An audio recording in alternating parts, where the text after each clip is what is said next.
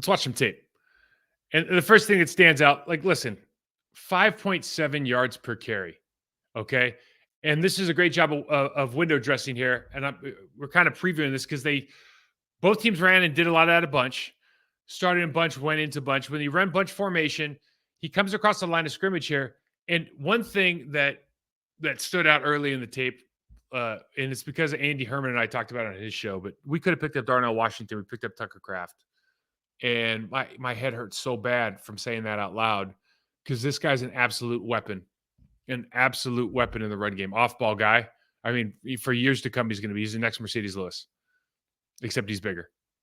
You know, I don't know if I shouldn't. That's not fair to Mercedes because Mercedes was just amazing in his professionalism and technical mastery. I'm just saying from a body standpoint and just like physically able to dominate defensive ends in the run and pass game. This guy's he has the potential to be really special. So we motion across, and it just turns into an influence block. In other words, Isaiah McDuffie is going to look at that guy coming across and go, "Oh, he must be leading on me." And so it shifts the linebackers over, but they're running out the weak side. So they have a weak side run. This is how you start off the game. And again, it's not a big run, but you got 6 yards. And it's really tough when that just starts happening on a continual basis. Now, this is, Lucas Van Ness is the 13th pick in the draft. And everyone says, oh, he's going to be this, he's going to be that. I think that's great. And I hope he is. But right now, this kind of play is what, if you want to be something in this league, this kind of play can't work if they're running weak side on you. You're going to stand up 2-point, which I don't understand. First of all, I've talked about this ad nauseum with. I don't understand why you draft. He plays better at a 3. It's just he's a leverage player. He plays better at 3. Putting him in 2-point. Look at how tall he is. Doesn't make any sense. But having said that, this is a weak side gap play. So they're going to lead 2 through the hole, but the tackle has to block out. This is a very, very difficult play. In fact, we used to not run this play. We'd run stutter. You block the tackle down, and that marker would come over and kick out the guy on the weak side, because this is a very difficult block for a tackle to execute with 2 guys going through and then the running back, and they do it without a problem. Now, if you're Lucas Van Ness, you got to be able to close this hole down, okay? Because now you've got the tackle pulling. They got Broderick Jones pulling around and just going to lay into Isaiah McDuffie. There's no chance. And look at the size of this hole. It's just so easy for these guys. They're not having to do anything special. These are basic runs that they're just executing at a high level. You have to win at the double team. But if you got a single block on the edge versus a tackle, a tackle's not a good run. That guy's he's not a good run blocker. You've got to be able to collapse that hole and have something to say about, running a weak side gap to your side.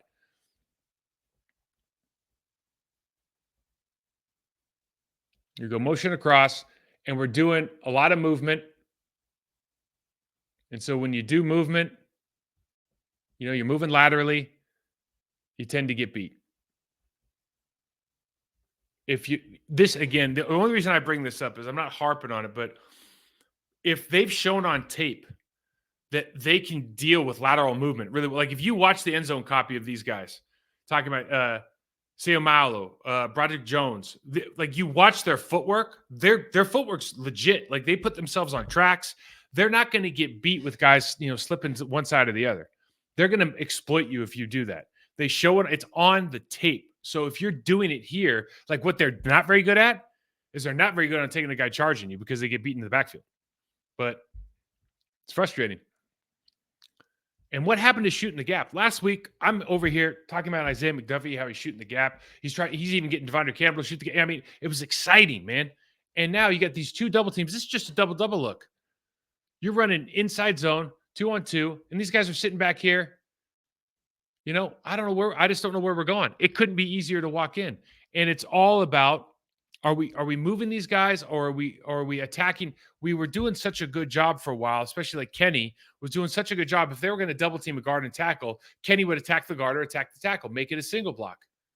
Okay. And then what happens there is you win at the line of scrimmage. Here, they're getting 2 guys on, 2-man movement, and they're getting up to the linebackers. It just doesn't work. You're doing exactly what's drawn. We always talk about it works on paper. You're doing exactly what's drawn up on paper here for the Pittsburgh Steelers offensive playbook. You look at this, and this kid's a weapon. And here, this isn't like a masterful block, but imagine this is our. I think this is Rashawn. Imagine what this is. If like I don't know, I'm not going to just bash on Musgrave or Kraft, but really any young rookie tight end, Rashawn Gary sees him standing in front. I mean, he's going to light that dude up. He does nothing here. He does not. That might be Bar, but he does nothing against Washington. I mean, it seems like a little thing, but against our guys, like what's the number one expectation for even our Lucas Van Ness is like, you better blow up the tight end every time he's in front of you. Like that's the job. You better be really good at it. And that kid, you can't do it because he's like 285 pounds. What a unit. Got to beat man coverage. So we start inside now. He's got a little bit of outside leverage on Watson. He goes back to inside leverage, and Watson started just outside top of the numbers. So he's got all this space. Great catch, great pitch and catch. That was the theme. What did you have to do? Beat man coverage. We did a really good job of that. Now, Cam Hayward, he's been in the league. He's one of my favorite players. Why? Because he's like Richard Seymour almost. You don't do, like your stats aren't great, but you're like an immovable object. And everyone's going to point to here, Jon Runyan Jr. getting lit up by the linebacker. It's fair enough. It's a big time hit. But you got to understand the sport, okay? Look what happens. Rasheed Walker on your backside. Whiff. Cam Hayward takes Musgrave, throws him to the wrong side. And if I back it up, stand-up linebacker Highsmith, what does he do? Screws this whole thing up, right? So I'm not making an excuse for Jon Runyan Jr., but Jon Runyan Jr. is running straight this way, and this other dude's coming and just going to light him up, and he can't even turn before he just gets smoked. And the reason is because you're running to a double team with Rasheed Walker and Luke Musgrave, and they not only don't move Cam Hayward off the line of scrimmage, they both either fall down or fall over. So it's like that turns pretty tight, and all of a sudden, what you think is going to be a decent play, like John's got to log this. There's a lot of things that Jon Runyan should have done better, but I'm just telling you from experience, it makes it really difficult when you have to make a hard right turn and the dude's coming straight downhill, right? We have to do better at the point of attack if you want to do better with the puller. Anyways, kind of an embarrassing moment, bad play. Love the confidence here. So reads the coverage, knows they turn out and end up playing match, sees it, whips it in there. Good tight window throw before the safety comes down. Puts it low. Just a great job. I've been a Josh Myers fan. I think to some extent I've been a Josh Myers defender. Not a defender. I try to be as objective as possible here, but I think there's some traits that he has that are positive. I just don't know what happened this season. But this dude's running out of rope, man. Because this guy that he's playing against is a 2023 fifth-round draft pick. And he just gets absolutely worked. One-on-one. It's not a good move. He's got plenty of time. There's no reason that you should be missing and getting your quarterback hit around the legs down here on the goal line. It's one thing if you're playing against, TJ Watt. It's another thing if you're playing against a guy who probably doesn't have that many sacks in college, much less the NFL. Now, same play. This is the quarterback's view. A lot of people are, what we do, what I hate is when I see a snapshot on Twitter or something and somebody, oh, this hole's wide open. Why didn't he see this? You're going through a progression, okay? But what's your pre-snap here? By now they're in man coverage, okay? You got single safety. And right here, you're running the shallow cross underneath. You did an orbit motion out to the right with Aaron Jones to take away the defender in the right circle, okay? But he hasn't really gone. He's kind of playing halfway, right? Because he knows there's a crosser coming, and he thinks he can get to the ball if you throw it to Jones right now on the sideline. There's nothing. You're running a corner route with a tight end over on the left side of the screen. Jordan Love should be throwing the ball to the left. You see the space. It's congested over on the right. You got a guy sitting. And you usually throw the underneath crosser because you think you're going to have that natural rub, but you got to just kind of read the room here, know where the problems are. The back of the defensive back on the right isn't turned, so he could sit and come up and make this play, even if he connects the ball. Wide open on the other side, and then he's got to pump around John Runyon Jr., so he changes his throwing angle and whatnot. This ends up not working out. Could have been a pick. Okay. I've never seen so much bunch from the Green Bay Packers in one game. It was kind of awesome to watch. And they just attacked it a bunch of different ways. The Steelers showed on tape they're not really good with bunch, right? They like to play man. When they play their zone, they'll play a little bit soft. So when you play soft zone anywhere on the field, if you give somebody a running start, like natural advantage. So we see what happens here. They run the bunch. He's got outside leverage. I'm talking about Dobbs now in the corner, and you just see the safety squatting. It's like, what are you squatting for? I don't know if they're trying to bracket this, and he just screws up. Is he reading the quarterback's eyes? But safety falls asleep. Dobbs has the corner. Great throw, great catch. Good way to start the game for sure. Last week we talked about Kenny Pickett's going to have to run a lot of these keepers. They didn't do a good job against the Titans necessarily, so they had to switch it up. We're talking about entry points, how they release off the backside, but you're just trying to make throws easy for the quarterback. Okay, so what do? They run that. They run 11 across the line of scrimmage again, across the center, and they inside him, release him outside of Washington. Now they have Washington block and then release immediately. Just get the ball. Easy throws. Makes sense. Here's what I love. Our guy comes over and tries to give him one.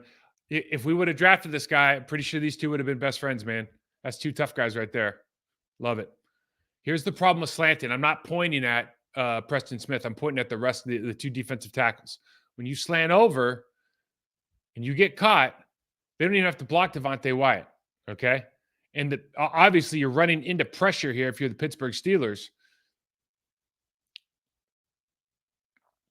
But everything goes outside. The discipline of the defensive end on the top, he's not crossing face. He's still going outside. So you have a safety and the outside linebacker playing outside the C gap. Easy hole. And again, every play, it's like 5 yards plus, 5 yards plus, 5 yards plus. Demoralizing. And you feel like, I'm just telling you from like football players' perspective, it's like, man, every time we slant, they do this. Every time this, then this. Every time they double, I'm not attacking this man, and the linebackers get ate up. Or they feel like they're always making the wrong read. Right? It's demoralizing, man. It does end up affecting the style of which you play. There's no doubt about it. Or it can, I should say. It can. But it's difficult. Now, I'll run this through once. I think they just screwed this up. This is a big play. It's a 3rd and 1. Okay, big play. Now, here's the other thing. You got Washington on your defensive end. He can block him one-on-one. So now they mugged up a safety on the defensive end. So now you got a tackle on the safety. That couldn't be a bigger red flag. And I'm not saying like you shouldn't do it. Okay, I'm just saying you sure as hell better make sure that you got somebody in the B gap. Because right now your tackle is going to walk that safety as far as he wants to go. So I think they run a cross-dog, but they screw this up. And you see the result. I have the replay on the end zone here. This is palms up, though. It really is. It's up. What are we doing? Nobody filled the B gap. There must have been some miscommunication between the linebackers. I'm not sure exactly what happened. It looks like they're running the dog to the wrong side and get caught. But 3rd and 1, and you go for 15 or whatever, 12 that is. It's nice. Window dressing. So last time they were in this look, they went from bunch. They motioned over. They inserted inside the tight end, right? And they ran weak side. What do they do this time? Well, they just run a lead gap. So now they go back to their gap scheme. They pull the left guard. Comes up. Really takes between the receiver and the left guard. They take McDuffie and then they end up taking a safety or the corner. 16-yard touchdown run. And it's a good job window dressing by Matt Canada and that offensive play step. I love when you have very few formations or fewer formations. And this is kind of a philosophical thing, right? Fewer formations, but you can do so much out of what looks like the exact same thing at the snap.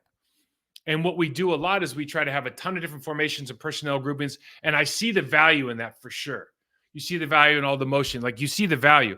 But there's also something to be said about reducing the volume that your young team has to figure out, and then just creating all these different opportunities at the snap of the football so that they can kind of execute at a really high level without having to think about all the different formations, motions, et cetera, personnel groupings.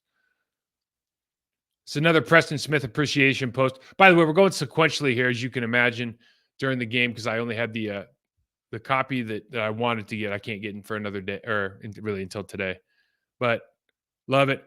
Not a great pass rusher or anything, just a relentless. This guy just play hard.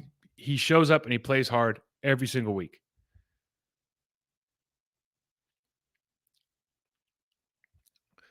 Now, the Green Bay Packers did some things well on offense. The push that they get on this double team, on both these double teams, is exactly what you're looking for. Look, that is an absolute mauling, okay? Zach Tom gets up on the backside linebacker. This is an absolute mauling by the offensive line. This is a phenomenal job. Can't say enough good things about how easy it is for Aaron Jones, AJ, whoever it might be, to run the football when you get this kind of movement. You block the defensive tackle into the linebackers. Absolutely phenomenal job. Those are the plays you need to get more than 9 yards, quite frankly. You got to figure out a way to, if you're Aaron, you got to figure out a way to run through that tackle or give yourself an opportunity. I put this in there. It's the 40-yard gain. Here's why I put it in. Look at this. Look at that high step. Unbelievable. Straight leg. You must do yoga. 3 sets from the bus stop, right? That's what my old coach used to tell me. You miss a set, it's like, okay, you screwed up, gave up a sack. You miss another one, third one, man, you're at the bus stop, okay? Josh Myers. Everyone's talking about, TJ Watt, he beat Tom, he's so relentless. You're kissing his butt on the video, on the TV. He didn't win. He ran around the loop. Zach Tom pushed him by, but because Myers gets beat, he's got to step up and escape, and Watts gets another sack, and everyone's looking at Zach Tom like, oh, what'd you do wrong? Nothing, man. I'm battling one of the best players in the league, and I got, my center got beat by a 5th-round pick. That's what happens. Touchdown play here. Love this formation. So they went trips right, and then they moved Aaron Jones out to be the chip block. So they really got 4 to the right, and then they just have Musgrave over on the left. He's probably going to chip out as well. And he's going to focus on the safety. So they're going to run the deep over 11 here, and you're just highlighting the safety. If he's going to stand, ball's gone. Okay? That's your point. There's nobody should get. I don't know why he sits on this. Maybe he's thinking they're going to run like a more shallow route, but he sits on this. Receiver takes it high. Great throw and catch. Absolutely phenomenal. Like Jordan Love, when he makes the right read, steps into it, man, he throws a great ball.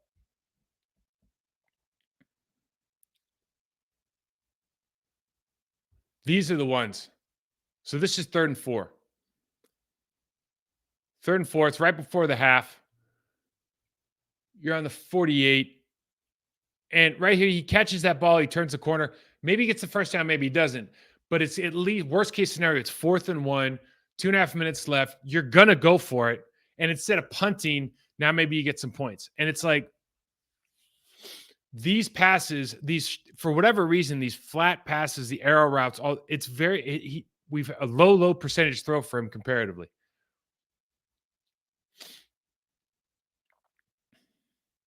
Nixon starts the second half, second week in a row, almost breaks one open, man. He's just electric. Again, just one of the glue guys on this team right now. Phenomenal. Okay.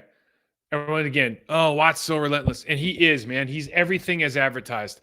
Cam Hayward is double teamed by Rasheed Walker and Elgin Jenkins. Look at Elgin Jenkins right now. He's straight up and down. Why? Because Cam Hayward has put his hat and helmet into his chest. And if you watch this thing from the end zone, Cam Hayward's feet never move back an inch. So they're trying. This is the exact same play that we ran before where running got lit up. You're trying to. They have a different defense. You're trying to run off of the double, and the double doesn't go anywhere. This is impossible to be successful. Aaron Jones has to navigate so much now. I mean, he's got daddy strength, man. You know, dad strength, when you have your first kid, like you get a little bit stronger, not like weight room stronger, but like I can handle myself stronger. You have like a second kid, you get like, man, I can throw people around stronger. Cam must have like 7 kids. I mean, because look at it. Look what he's literally, when you say split the double team, look at what he's done. And it's just it really is nothing more than he's really good. But technically, like going into contact, you're so high, you don't have a chance. So these are the plays I'm talking about. You come back to the line of scrimmage and you're like, man, I'll get it next time. But they already got you last time. You know, it's like, how many times are you going to run the same play? It's like, man, you better learn how to double team. We got a real problem. 4th and 6. This is scheme on scheme crime. I love this. Okay. So the Steelers show that they're going to bring 7. And then they end up coming off the edge and they drop the linebacker out to Jones. But there's no way he's getting there. So the safety, 24 up top, Joey Porter Jr., he sees it. He just sees it late. And corners, like if this is Diggs, he's probably jumping this route for a pick 6. Okay, but Porter's a little bit young. So they're going to run the go on the top, hoping that they clear out that area that corner leaves. He vacates. And now you have that linebacker chasing Jones all the way out there for, an impossible tackle. Great throw and catch. A little bit lucky with Porter's recognition there. I think if the Steelers have to do that again, they're probably flying that safety over there, letting him play flat. Love this play too. So they motioned him in. I didn't put that in there. I should have. They motioned Aaron Jones in. The linebacker comes in so they know it's man, but they have a rule in man coverage at a linebacker position. If the running back, so the running back's on the quarterback's right, on the right of the center. If the running back exits to the left of the center, you switch rules. Okay. So if they're going to green dog or anything right now, if they were going to run some kind of pressure, they both show like they're running pressure. But now Aaron Jones leaves to the left of the center. What happens? Oh, I got him now. And so now they running at a deficit. Great throw and catch. Honestly, 50 makes a hell of a play here. This is a touchdown. That's a hell of a play by that guy. But you just see smart play here. Transitions over the other side of the center. Linebackers have to communicate that. They're late. Packers get one. We lead in. Really good job. The wrong shoulder by Highsmith here. And this isn't like a powerful block by Musgrave or anything, but he does a great job of doing exactly what you're supposed to do. You log when they wrong shoulder. You log this. Now, AJ's got to come around really tight. Good job there. He's got to come around way tighter than he does and make this block. And again, this is a play where you're not going to get any yards, but if you close your eyes and go, had we just done this better, if we had just executed this block right here at a little bit higher level, you've got a big play. There's a big alley there. It's probably an 8 to plus yard gain. And so it's all these little things that you keep going, yeah, we had it. And the coaches everyone's bitching about the play calling. Yeah, but it's not the play calling. It's how you're executing the play.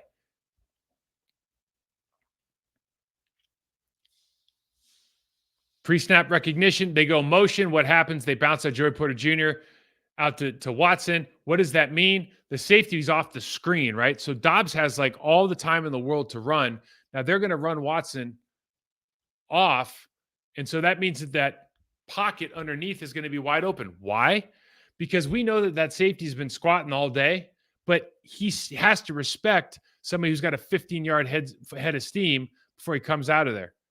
And then I love this. Just roll for a couple more. Why not? Love it. We go back to bunch. Now, listen, this is an interesting route or defense. So they end up playing cover 2. And they do it by inverting, bringing the corner. We got this safety's just playing hook curl here. And so they're playing Tampa 2. And because that guy squats on the hook curl, lets Musgrave run right by, they're in bunch. So the linebacker's going like, okay, which one do I pick up? Because he's got deep middle. So the linebacker's just nowhere to be found. Wide open, great throw and catch. Again, great job recognizing, throws a great ball. Love does a lot of things really well. Just need to work up on some of the short throws and some of the processing.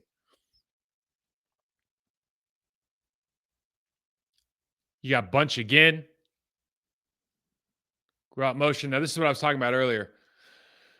Leverage. Leverage is a big deal. So on Musgrave, you see the linebacker in the red arrow. He's got his chest pointed to where Musgrave wants to go, and he's ahead of him. He has leverage. In other words, there's a better than average chance that he's going to get there right around the same time that Musgrave is not, if not sooner. If you look at the whip route up at the top, the corner is facing their sideline.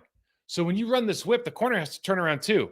Now we have leverage because he's accelerating out because a whip route looks like he's going out and he's going to come back in. So he's breaking out. Quarterback's going to accelerate, whips back around. Again, this is kind of I don't know how they're teaching it. I'm just telling you how I've been taught it. I'm just telling you how it makes sense, to me at least. So you see the whip. That's the reason they use Watson to clear out. Look at all the space between the top, the 10 and the top of the hash on the top of the screen. There's just a ton of space there. Why? Well, it's by design. And so why are you throwing into congested area? I'm not sure. The linebackers both chased out of the backfield, and then one figured out he wasn't supposed to. That's why he's sitting here to pop the ball out. You got Bunch again. Look, 3rd and 11. It's towards the, it's fourth quarter. You get it, right? Like, I get it. This is a trick play, and I hate these damn trick plays. But the truth is, if he does catch this, he's got really one guy to beat. It depends what Myers does off of I don't know who's the first blocker out there, but off of John Renton Jr. If Myers, actually everyone says, oh, he's not open. Yeah, he is. He just dropped the ball, so they changed their route. Like the blockers are thinking they're trying to go down the numbers, and then he's going to go outside the numbers. But not good. So they show the same look. And you see here, let's see if I've got it.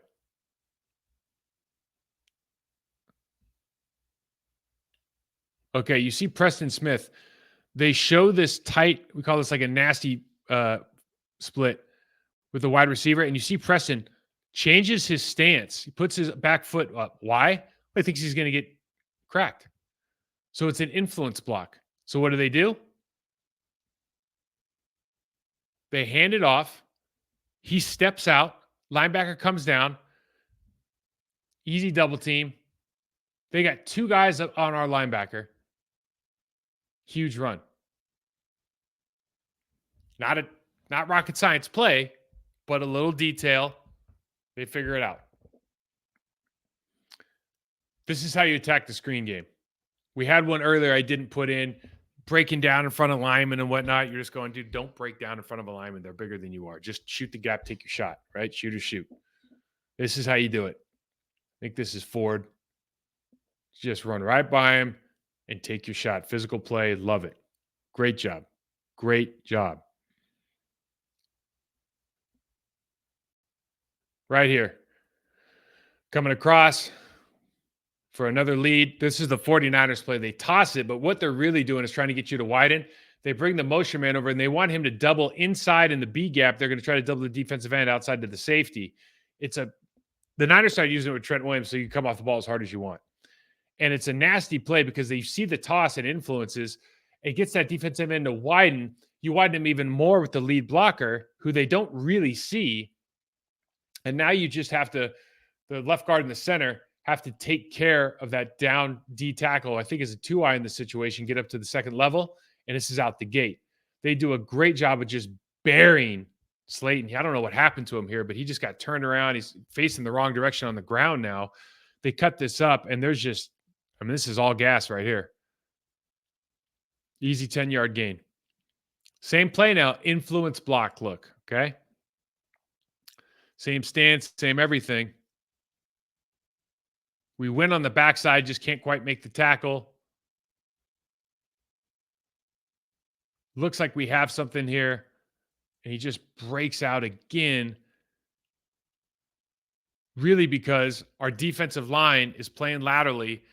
We get blown off the ball. And every yard that you get pushed vertically is like 3 yards for the running back. It's kind of how we think about it. If you get pushed vertically 1 yard, think about that as being like 3 yards for the running back. So winning against man coverage, talk about it before. You look at Musgrave, You see the leverage. He's got linebacker. It's man coverage again. And all the space, all he's got to do is beat the safety who's in the middle of the field.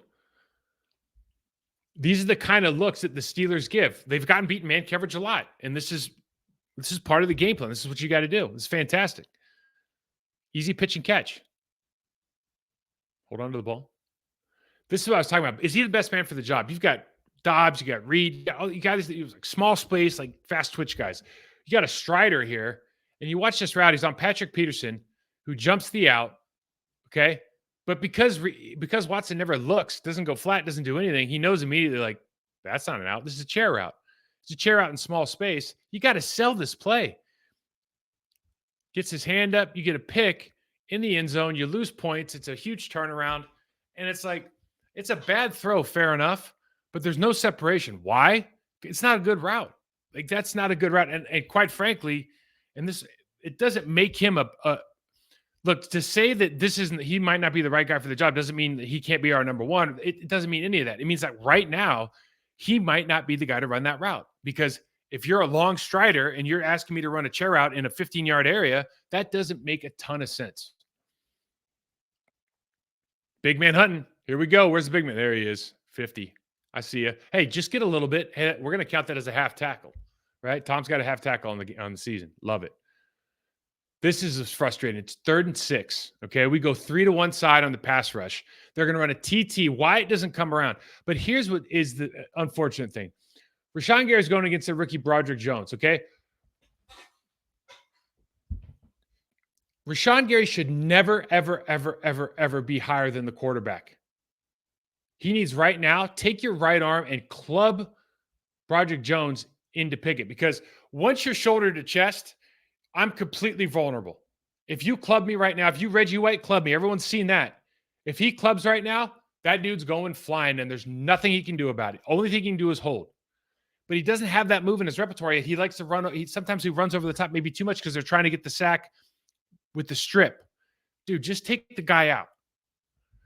Preston Smith, on the other hand, I'm going to back it up because I love the way he rushes this. You get up to your spot, and if dude's going to open up right here, because what happens? He knows if you force Pickett out to your left, his left, he's not a great runner. Okay? And they haven't spied anybody. They're playing man. He almost gets there. He gets kind of picked up. I'm talking about Preston now. But the big problem is, and look at this one more time. This is a big deal. Like, these are little details, but it's a big deal. Wyatt is on the 25-yard line. He needs to continue to the B gap, but he doesn't. He stops, goes back, gives up the lane.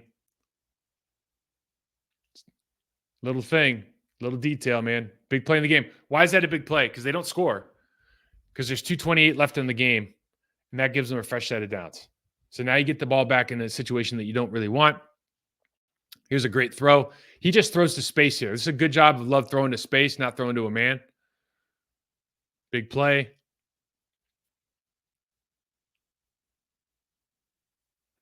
Highsmith decides now's the time to pull up my best move. Yeah, trips left. Look at this. Absolute phenomenal spin. Why does it work?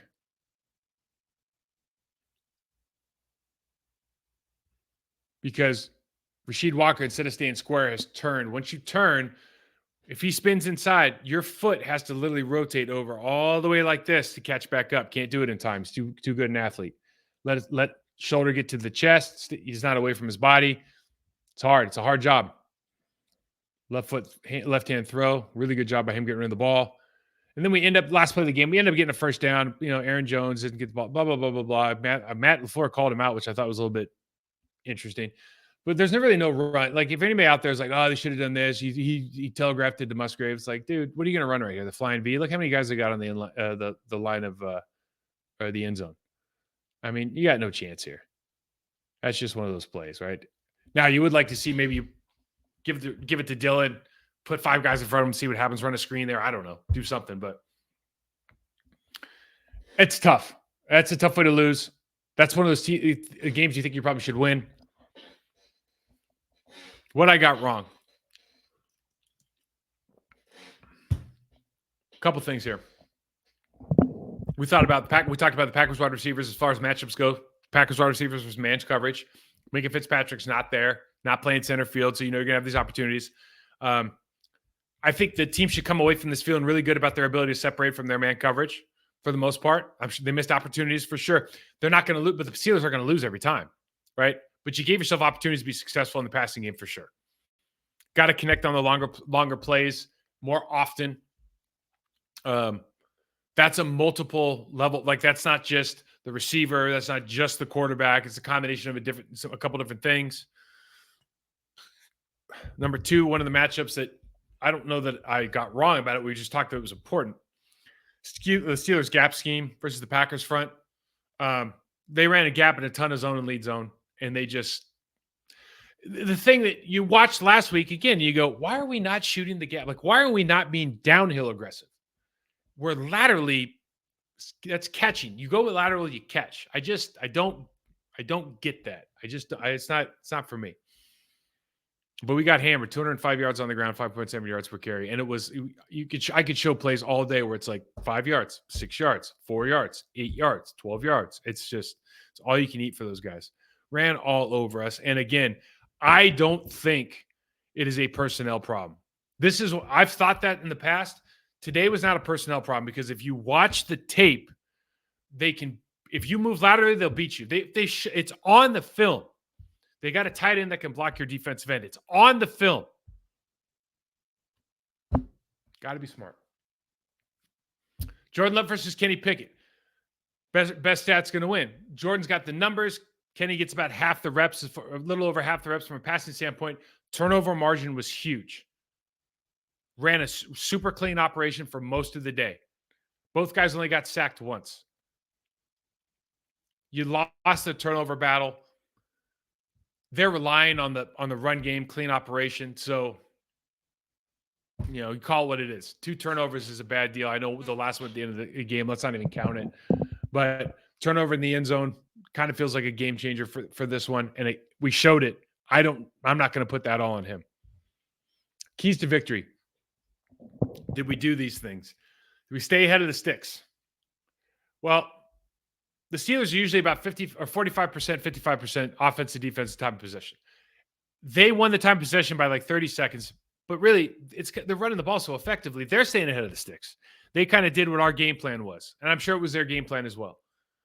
We moved the ball well at times, but it's the Steelers defense. You give up 375, 400 yards, total.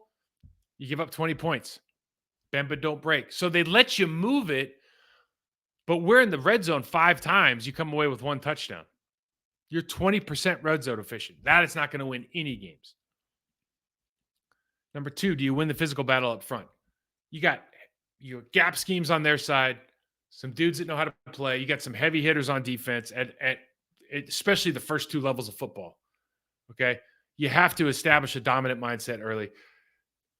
Defensively, we talked about it. For whatever reason, it felt like they were on their heels all day. I thought you saw guys like Reed. You guys saw some guys trying to make some physical plays, but they were overwhelmed up front. And that's for a number of reasons. I thought the Steelers' offensive line played well. I think bringing in the Georgia kids make a big difference to that team. That's for sure. And offensively, you just look at it realistically. You take away the 40-yard run, and you are averaging like 3.1 yards per carry. And I know, like, Mike, you can't do that. Well, dude, we played the Rams in St. Louis one year, and we had 130 yards on the ground, and 85 of them or something were from one run from Najee. And we got on the bus. We all felt like a bunch of losers because we know we just got our asses handed to us, right? Well, it says you ran. No, we didn't, dude. That's not how it works. So the consistency matters, right? It's not just can you get over 100 yards. It's you got to be consistent. And if you're getting 1 yard, 3 yards, you keep putting yourself in a position where it's 2nd and 8, 3rd and 7. It's a really, really tough way to play football. The third thing was make Pickett be the hero. Make offensive coordinator Matt Canada be the hero. He's been on the hot seat. People are not liking what he's doing. And I don't think this is what we failed at the most to me. We didn't do this at all. Pickett just became a game manager, which is what they want. Canada and his staff They did such a good job at attacking the Packers defense, and they did it from just a number of a smaller number of personnel groupings and looks. We showed it: motion over, play side, weak side, gap scheme, influence block, right? Pull the tackle, which we showed last week. Double trap wasn't a big deal this week. Take advantage of their motion. Like, just get really good at what they're going to do, and play, and so you can be attacking and aggressive against them. I can't fathom why we were catching all day. It's crazy. And so, what are the takeaways here? It's just when you think you're starting to get it figured out, I think on the defensive standpoint, you give up 200 plus yards to the 24th ranked team in the league rushing standpoint. You just go, and it feels like you're not being as aggressive, you're not being as disciplined, and you can't really put your finger as to why. And I think the other takeaway is, and for me, there's always misses in the draft, and there's always this and that, and it's too early to say that. And I'm not going to sit here and tell you, like, I thought and I think that, like, Luke Musgrave is a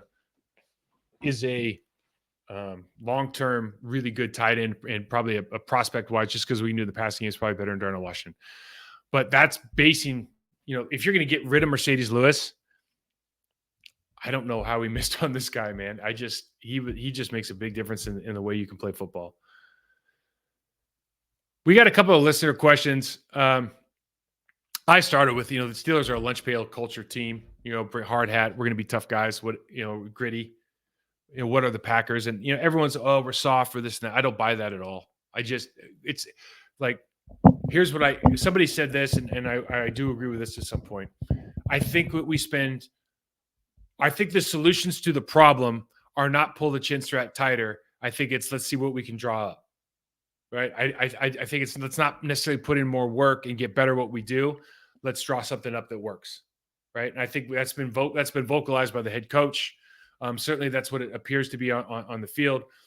But I think you do have a team with guys that pride themselves on have always been able to overcome the physical and mental strain of playing a very difficult sport. So I don't think it's a soft thing at all, but I do think you're a team searching for identity. I don't think you know what you want to be on offense yet. I don't think you really understand from week to week what you want to be on defense, as per this example this weekend. And we always knew what we were. We had a Hall of Fame quarterback, but we were really, really good up front. We felt like super confident that we could finish through the whistle. People were watching us and not worried about the tackling them on so much, worried about where we were coming from. We just played with a little bit of that. And listen, not the most talented group in the world, but you got to figure. It's like you got to lean into whatever you're really good at and talk about the end. Like, I knew I wasn't Orlando Pace, Walter Jones talented, but I could lean into the fact that I'll finish through the whistle and I can make you worry about me, right? Mike Flanagan wasn't the strongest guy in the world, but he could lean into the fact that he had the best hands in the business, right? So there's a lot of things he could kind of manipulate and get away with that would put other people in really bad situations on defense, right? And he's super intelligent, so he could make every call. We knew everything before it was going to happen. Like, you can go Tauscher, Javon Walker. You can just go down the line, right? Everybody know, like, you got to lean into what you're good at individually, and then that's how you form your culture. That cannot be inhibited, though. You have to, as a team, explore, express, and celebrate what these guys are good at individually and let them lean into that more. Exploit what you're good at. Don't try to be kind of average at everything. Dude, if you're special in something, be exceptional at something. Another question: how many mental errors are in one game? And in these games, I would love to see a play sheet, and it's, they have like an assignment and execution grade. It's like plus minus. I would love to see what that looks like on a week-to-week basis. I don't know. I can't even fathom what the numbers are, but I'm sure it varies week to week. I'm sure it's probably pretty volatile. I honestly can't even fathom what that would look like. And I'm not saying that this is particularly high. Sometimes when you watch, you go, close my eyes a little bit. I'm not sure what that looks like. Why can't the defense get it together in the run game? Listen, angry people ask, angry kind of direct questions. And I think we already explored it, right? It's philosophically, it looks like you almost changed who you were. Even if you're going to play play a laterally attacking defense.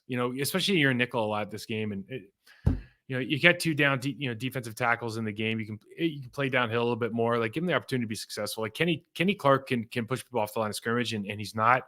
Then it's like he's probably being told to do something else. I just don't think there's anybody on their line that can just stop him from doing that. 10 times a game. What's the biggest area of need for Green Bay in the draft? That's a great question, and I would spend. Look, if it was me and I'm an offensive lineman, I would look at the Philadelphia Eagles and not know what Jordan Love's going to be, but go like, I know he's going to be our guy for a couple of years.